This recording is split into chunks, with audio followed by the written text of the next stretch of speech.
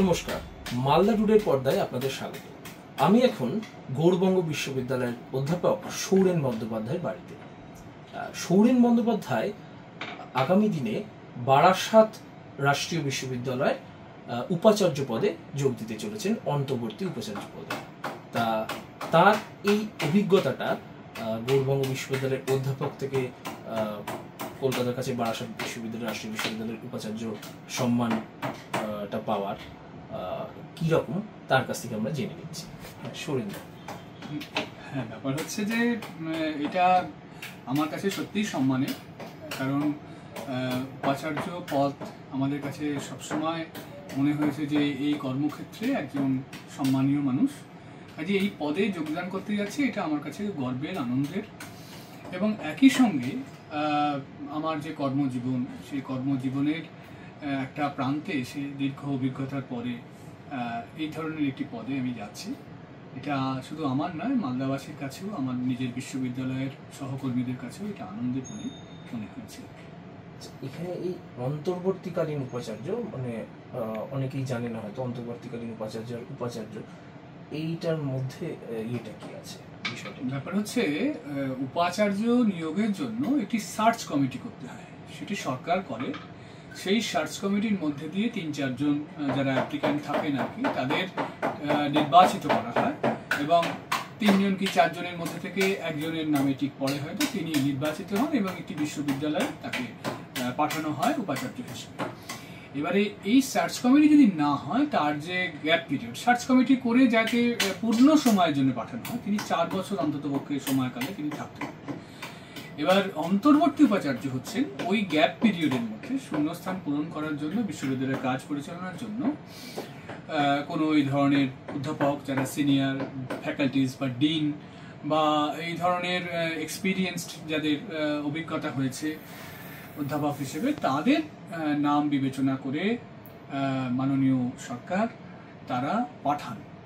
এবং পদ্ধতিটা হচ্ছে, মাননীয় সরকার যে নাম দেবেন, মাননীয় রাজ্যপাল তিনি সেই নামে টিক দিয়ে পাঠাবেন, অর্থাৎ সরকার প্রদত্ত যে নামের তালিকা সেটিতে স্বাক্ষর বা শিলমোহর দেবেন রাজ্যপাল। এইভাবে অন্তর্বর্তী উপাচার্য নিয়োগ করার পদ্ধতি। এখন সেই পদ্ধতির নানা রকম ব্যাখ্যা অন্যভাবেও করা যেতে পারে, আইনত অনেক রকম ব্যাখ্যা হয়। কাজে সেই ক্ষেত্রে আমিও অন্তর্বর্তী উপাচার্য হিসেবেই যোগদান করব এবং এর কার্যকালের মেয়াদ আমার ক্ষেত্রে যেমন টিল ফার্দার অর্ডার লেখা আছে, এরকম কোনো 6 মাস বা 1 বছর বা 2 বছর কিছু লেখা নেই। পরবর্তী আদেশের জন্য অপেক্ষা করতে হবে। সাধারণত আমরা মনে করি 6 মাস থেকে 1 বছরের জন্য এগুলো দেওয়া হয়। আচ্ছা, আপনি তো মালদায় দীর্ঘদিন থেকেছেন, আপনি মানে অরিজিনালি হাওড়া থেকে, তা সেই জায়গায় মালদায় থেকে মালদার সাথে একটা সম্পৃক্ত হয়ে গেছেন বলা যায়, মালদার সংস্কৃতির সাথে, মালদার মানুষের সাথে। এখান থেকে যে আবার যে বারাসাতের দিকে যাওয়া, দক্ষিণবঙ্গে যাওয়া এবং মালদাকে হঠাৎ করেই এরকমভাবে ছেড়ে দিয়ে যাওয়া, আপনার স্টুডেন্টদের ক্ষেত্রেও দেখেছি একটু বিমর্ষ ভাব, তা এটাকে কিভাবে কি পড়বে? না, আমার যেটা মনে হয়েছে আর কি, মানে আমি শিক্ষক হিসেবেই আমার জীবন শুরু করেছি। আমি একটা স্কুলে পড়িয়েছি, কলকাতা সাউথ সুবারবান স্কুল, ভবানীপুরে। সেটা 97 এই সময়টা, 96, 7, 8 এই সময়টা। তারপরে আমি বালুরঘাট কলেজে জয়েন করি, সেখানেও আমি প্রায় 9 বছর ছিলাম। বালুরঘাট থেকে আমি গৌড়বঙ্গে আসি, সেখানেও 16 বছর হয়ে গেছে। কাজেই আমার যেটা মনে হয়েছে যে আমি হাওড়ার মানুষ, সেই অর্থে কলকাতায় প্রথম কর্মজীবন শুরু করেছি, উত্তরবঙ্গে এসেছি, 25 বছর কাটিয়েছি। আমার দিনাজপুর প্রিয় হয়েছে, দক্ষিণ দিনাজপুরে আমি থেকেছি, উত্তর দিনাজপুরে অন্য সূত্রে থেকেছি কিছুদিন।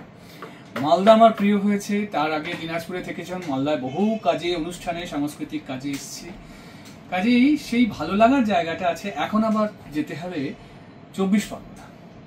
কাজেই আমার কাছে একটা দিক ঠিক যে মালদাবাসীর কাছে আমি দীর্ঘদিন আছি, আনন্দের সঙ্গেই আছি, ভালোবাসার সঙ্গে আছি, সবার সঙ্গে যোগাযোগ আছে।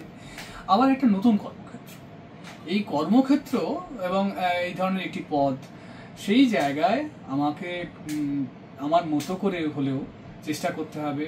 এবং আমি যেহেতু একজন শিক্ষক, আমার এটা সবসময় মনে হয় শিক্ষক, অধ্যাপক, তাদের আদর্শগত একটি জায়গা সবসময় থাকা প্রয়োজন এবং সমাজের প্রেক্ষিতে তাকে সবসময় বিশ্বাস রাখতে হবে মানুষের প্রতি।